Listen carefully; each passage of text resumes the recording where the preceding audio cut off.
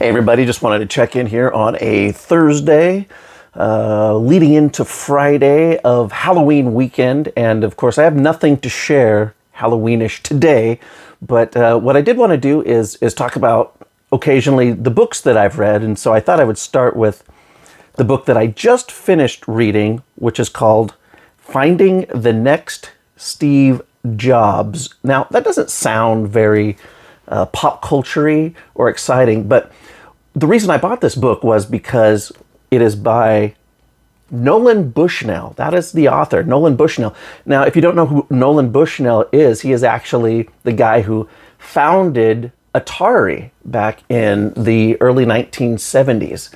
And so I really like video game history, especially vintage video game history.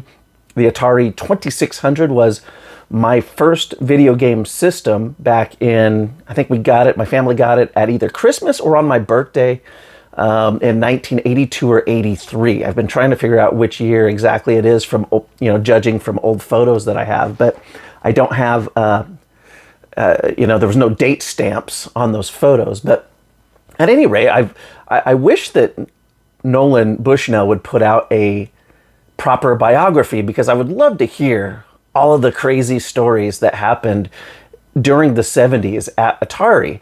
And unfortunately, there is none. I've read a lot of other books on Atari or on video game history in general, and you get a flavor, a taste of it. But I'm just not sure that we're ever going to get one from Bushnell, because I think the reason why is because he's really a businessman. I mean, he was obviously creative, especially back in the 70s when he was creating video games, and in the late 60s. But he is a businessman. He's been involved in tons of businesses. He started millions of businesses, and many of which he talks about in this book. And I just doubt that he really, especially in today's day and age, he probably doesn't want to speak about all the crazy party atmosphere stuff that happened at Atari back in the 1970s. I would love to hear all about it. And there are some books from some other people who worked at Atari back in the day who have told some of those stories, and that's the fun stuff. But I bought the book anyway. I actually do read business books and books on entrepreneurship and small business and things like that. I am interested in that. Not something I share on this channel, but I thought I would just mention this one simply because it is by Nolan Bushnell. And what this book is about is really just a collection of essays, in a sense, each one with sort of a theme, with the underlining theme being how you keep a creative person in your company. And he uses Steve Jobs as the example because Steve Jobs actually got his, if you don't know who Steve Jobs is, he was the founder of Apple, but he actually got his start working at Atari back in the 70s. And so Nolan Bushnell hired him at Atari back in the 70s before he created Apple later on. And he and Bushnell remained friends even after he started Apple. And so he tells a lot of nice stories in here. And there are a few stories in these essays, or I should call them chapters, I guess, in this book that do talk about things that he did at Atari and his staff did at Atari that were fun and that got the creative juices flowing, and talking about creative people and how you should nurture them and help bring them along. And so he definitely has a businessman's mind for being in charge of creative people. So that was interesting to read about. For instance, I have a couple of bookmarks in here. One of the things he does in this book is he calls each chapter a Pong, P-O-N-G. And of course, those are Pongs, it says here. I use Pongs because it gives me a chance to reintroduce a word that originated with the video game I created with my friend engineer Alcorn in 1972. So if you don't know what Pong is, it was just this very simple but super popular video game that was in the arcades that he and this guy Alcorn created back in the early 70s. And I remember my parents had a Pong machine when I was super, super little.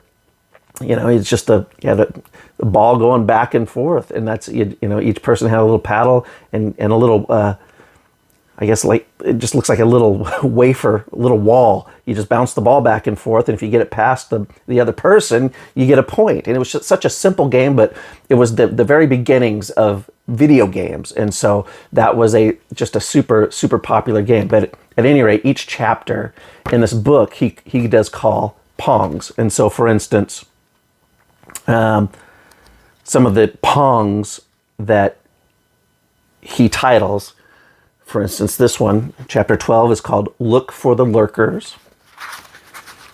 Chapter 13, Ask About Books. And a lot of these are him telling other business people what to look for and how to nurture and bring along other creative people in the mold of Steve Jobs, and to make sure, so that you don't turn them away and turn them off, because you want to keep them around.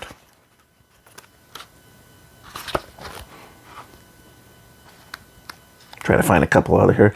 Promote pranksterism. See, now that sounds like we're getting a little closer to the type of stuff I want to read about when it comes to Atari. Now, in 1980, or actually before 1980, in the late 70s, Bushnell eventually sold Atari to Warner Brothers in the mid to late 70s, because it was such a huge, huge company, and it was doing so well, Atari was, that he was able to sell it. And then eventually he got out of the company, and Atari became this corporate entity. And unfortunately, in the early 80s, right around 1983, the video game industry crashed, and Warner sold Atari, and that was kind of the beginning of the end for Atari. The name Atari is still around. The branding is still around, but the actual company just kind of, from that point on, died a slow death. But Bushnell then founded a company called Chuck E. Cheese. It's the pizza chain with the animatronic animals that sing and put on concerts, and there were the big game rooms in these pizza places. And Bushnell actually, before he did Atari in the late 60s, he wanted a buddy of his that he worked with at, I believe, the Ampex Electronics Company, to go into business with him to start a chain of pizza places that featured video games. And so he kind of had the idea of Chuck E. Cheese before he created Atari, but it just so happened that he wound up doing Atari first. And so, I don't know, some of my favorite games, earliest games that I remember were, my Atari 2600 came with Combat, I believe, and Pac-Man. And then after that, Yar's Revenge was one of my favorites from those early years. Moon Patrol was another favorite. And of course, Pitfall, when the third-party authors or producers of video games started making their own games, those third parties came in, which also helped put a dent into Atari's market dominance. They had a lot of great games, Pitfall being probably one of my favorite ones, and they also did a game called Enduro, which was a racing game that I really, really loved. So anyway, just wanted to share with you what I'm reading.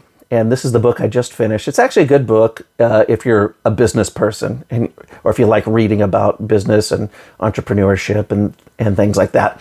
But if you're looking for video game history, there's a little bit of it in there, but I wouldn't recommend it for that. And so I enjoyed reading it for those other reasons, and you might too. And that is Finding the Next Steve Jobs by Nolan Bushnell with Gene Stone. So there you have it. Hope you have a good Halloween weekend, and I will see you again in the next video really soon.